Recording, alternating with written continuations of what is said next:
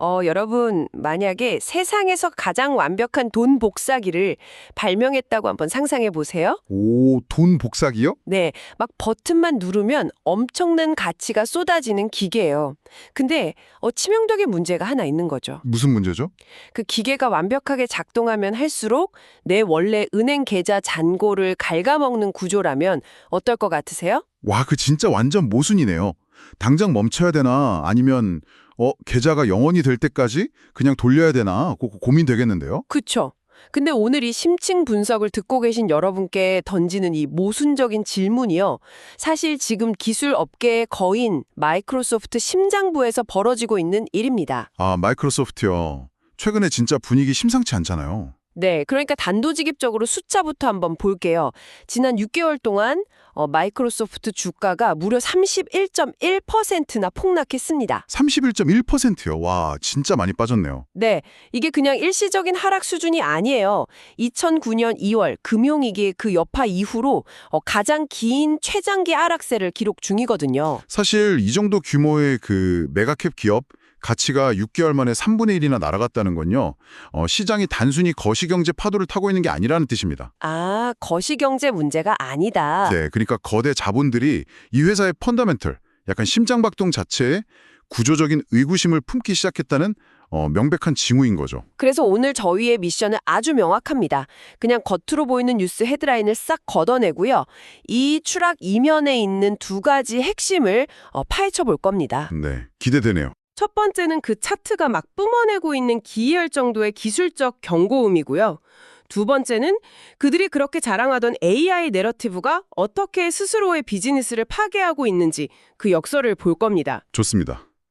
그럼 차트, 그 기술적 지표부터 먼저 파고 들어볼까요? 네, 일단 최근 14번 거래일 중에 무려 12번이나 주가가 떨어졌어요. 와, 14번 중에 12번이요? 네, 장난 아니죠. 지난 금요일에는 2.5%가 더 빠지면서 최저치를 기록했고요. 3월 한 달에만 9.2%가 하락했습니다. 그렇게 계속 떨어지면 기술적 지표도 완전 박살이 났겠는데요? 맞아요. 당연히 상대 강도 지수, 우리가 흔히 아는 RSI도 박살이 났죠. 현재 마이크로소프트의 RSI가 22.26입니다. 22.26이요? 트레이딩 경험이 조금이라도 있으신 분들은 이 숫자 딱 들으면 즉각적으로 과매도라는 단어를 떠올리실 텐데요. 그쵸, 오버솔드. 근데 잠깐만요. 제가 아는, 그리고 아마 지금 듣고 계신 여러분들의 기본 상식으로도요. RSI가 30을 깨고 22까지 떨어졌다는 건 사실 주식이 그야말로 박앤세일 구간에 들어갔다는 뜻 아닌가요? 원래는 보통 그렇게들 생각하죠. 그니까 좋은 기업 주가가 이렇게 비이상적으로 세지면 기관 투자자들 알고리즘이 막 기계적으로라도 매수에 나서면서 가격이 확 튀어 올라야 정상 아닙니까? 네, 맞아요. 오히려 지금이 매수 기회라고 반론할 수도 있을 것 같은데요. 아주 날카로운 지적이신데요. 일반적인 시장 상황이라면 그 박앤세일 논리가 완벽하게 맞습니다. 하지만 그 콘스탄스 브라운이라는 되게 저명한 기술적 분석가 아시죠? 아, 네. 그분 저서 유명하잖아요. 네. 그분이 설파한 이론을 여기에 딱 적용해 보면요. 지금 이 상황에 약간 소름 돋는 이면이 확 드러납니다. 소름 돋는 이면이요? 어떤 거죠? 그녀의 논리에 따르면 지금처럼 극단적인 과매도 수치는 일시적으로 매도세가 몰린 상태가 아니라는 거예요. 상태가 아니다. 그럼 뭐죠?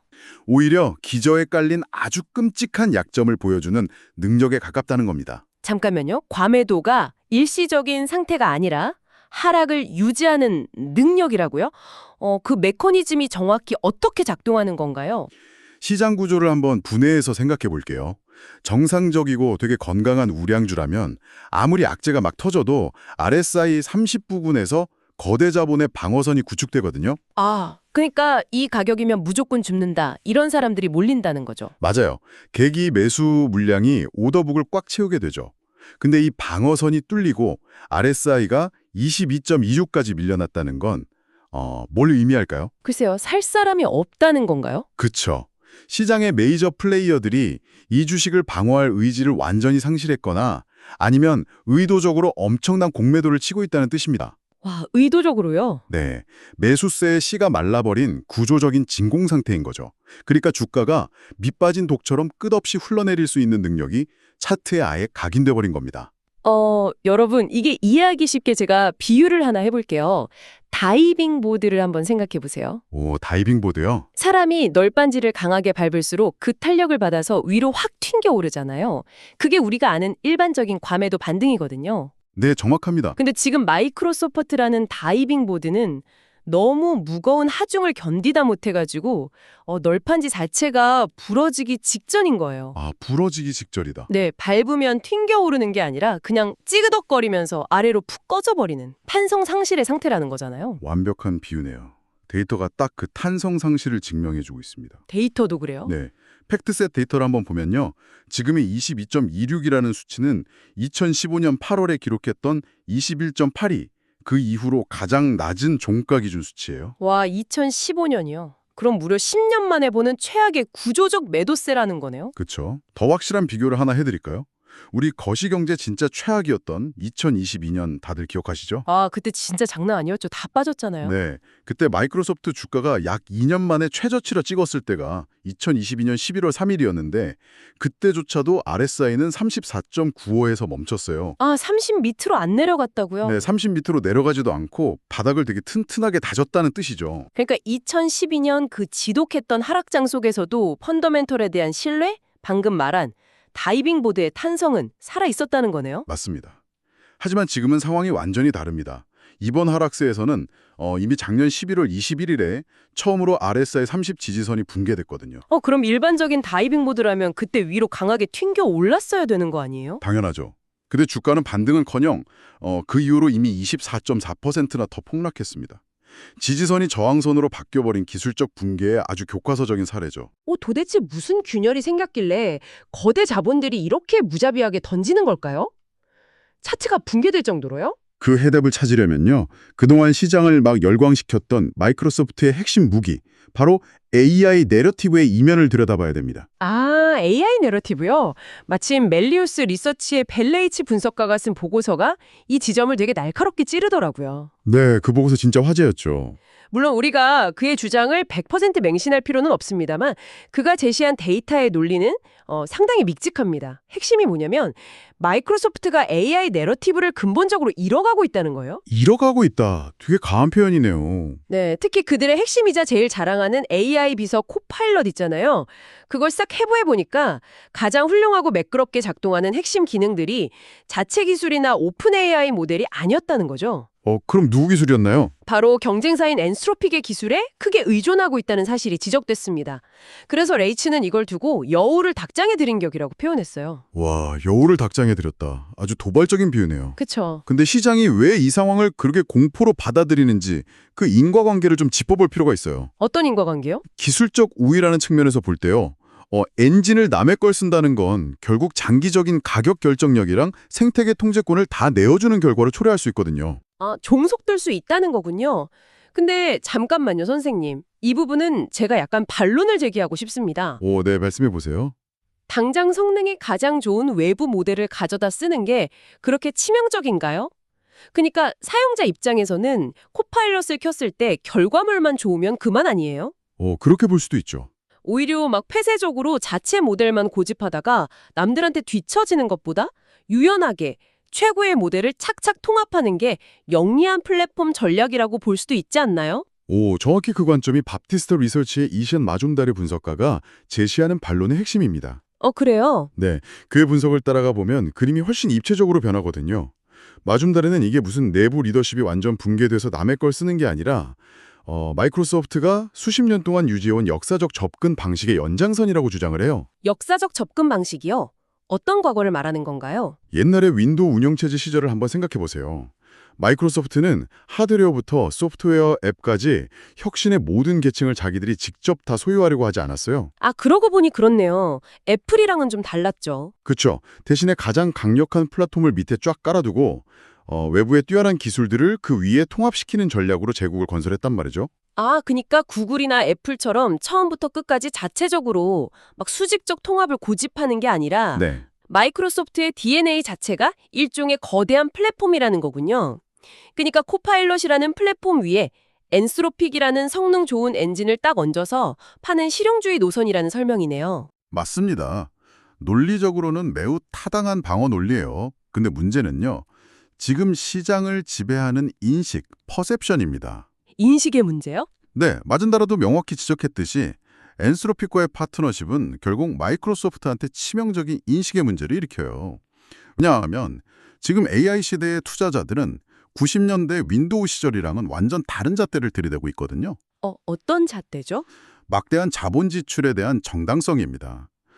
마이크로소프트는 지금 자체 AI 인프라랑 모델 개발에 정말 상상을 초월하는 천문학적인 자금을 막 쏟아붓고 있단 말이에요. 맞아요. 뉴스 보면 투자 규모가 장난 아니잖아요. 네, 근데 정작 최종 서비스의 하이라이트를 경쟁사 모델이 장식한다.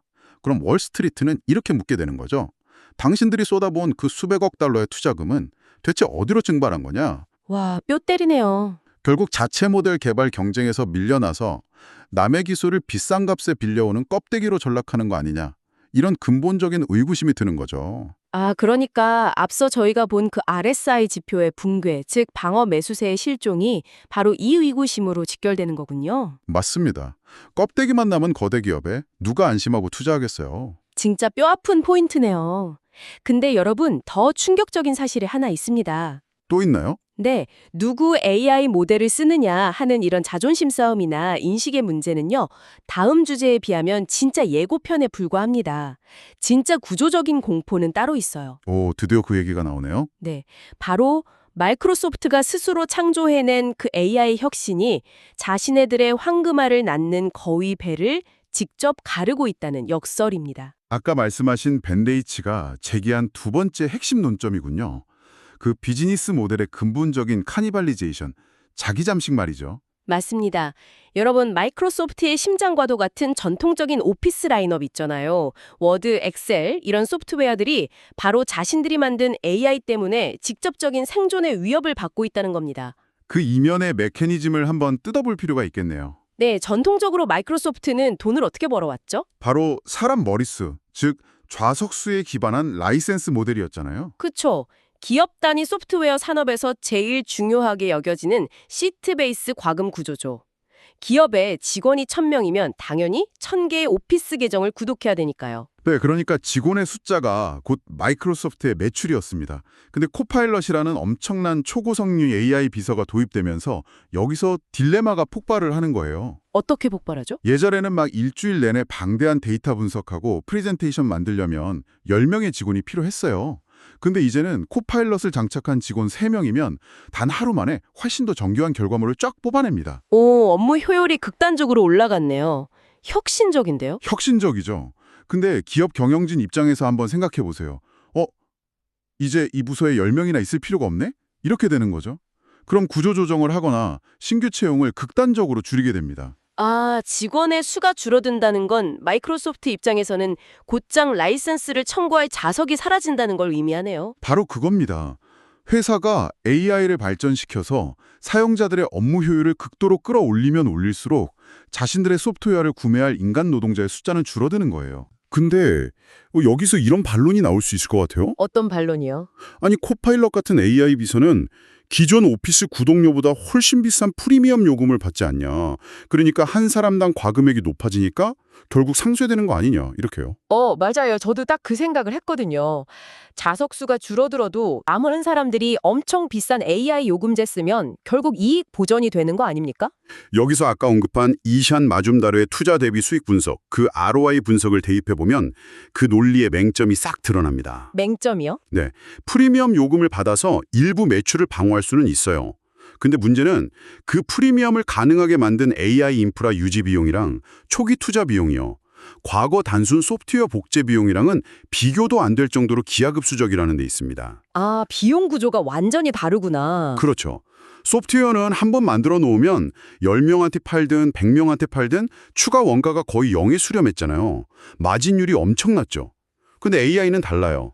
사용자가 질문을 던질 때마다 엄청난 컴퓨팅 파워랑 막대한 전기료가 실시간으로 소모되거든요. 아, 그러니까 요금을 조금 더 비싸게 받는다고 하더라도 뒷단에서 돌아가는 원가 구조 자체가 과거의 그 꿀 빨던 소프트웨어 장사랑은 근본적으로 달라져 버렸다는 뜻이군요. 맞습니다. 게다가 팔아야 할 그 좌석수 자체는 계속 쪼그라들고 있고요. 정확해요. 그래서 투자자들은 지금 마이크로소프트한테 증명하라고 압박하고 있는 겁니다. 뭐라고 압박하죠? 얼만큼 폭발적인 수익을 창출할 수 있냐, 그걸 숫자로 보여달라는 거죠. 와, 근데 보여줄 수 있나요? 유감스럽게도 현재 시장은 그 질문에 대한 마이크로소프트의 답변을 신뢰하지 못하고 있습니다. 아, 그 신뢰의 붕괴가 결국 저희가 아까 차트에서 본 RSI 지표 22.26, 무려 10년 만에 최악의 투매라는 참혹한 결과로 고스란히 찍히고 있는 거네요. 그렇죠. 자기 잠식의 늪에 빠진 수익 모델, 엔스로픽에 내어준 닭장의 통제권, 그리고 완전히 무너진 주가 방어선. 와, 이 모든 퍼즐 조각을 딱 맞춰보니까요. 지금의 31.1% 폭락이 그냥 단순한 시장의 변동성이 아닌 것 같아요. 그럼요. 단순한 변동성이 아니죠. 네, 한 시대의 패러다임이 저무는 약간 구조적 파열음처럼 들립니다. 우리가 이런 거대 기술 기업의 위기를 단순히 남의 집 불구경하듯이 지켜봐서만은 안 되는 이유가 바로 여기에 있습니다. 이 현상은 한 기업의 주가 차트 분석을 완전히 넘어선 문제거든요. 맞습니다. 오늘 이 심층 분석을 들으신 여러분은요, 지금 거대한 산업혁명의 최전선에서 벌어지는 생존 게임을 목격하신 겁니다. AI 혁명을 스스로 선도한다고 자부했던 거대한 기술 기업조차도 자신이 창조해낸 그 파괴적인 기술력 앞에서 우리는 앞으로 어떻게 수익을 내고 생존해야 하는가, 이걸 처절하게 원점에서 재검토해야 되는 상황인 거예요. 정말 역설적이면서도 무서운 현실이죠. 당장 내일 여러분이 일하는 직장에 이 뛰어난 AI 비서가 도입된다면 과연 여러분 회사의 경영진은 누구의 좌석을 먼저 치우려고 할까요?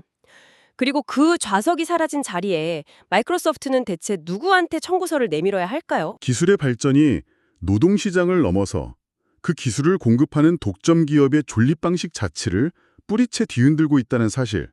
이거 진짜 우리에게 시사하는 바가 매우 큽니다. 맞습니다.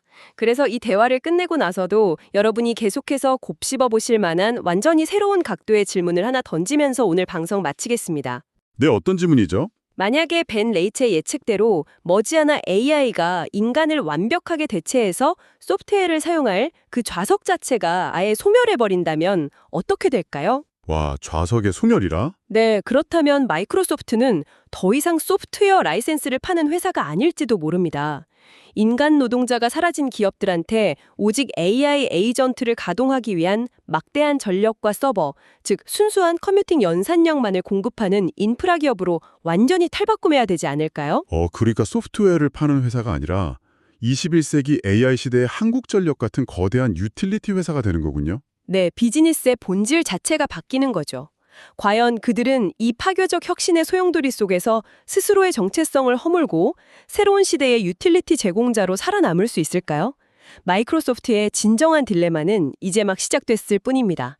오늘 심층 분석은 여기까지고요. 이 거대한 흐름의 향방을 계속해서 주시하시기 바랍니다.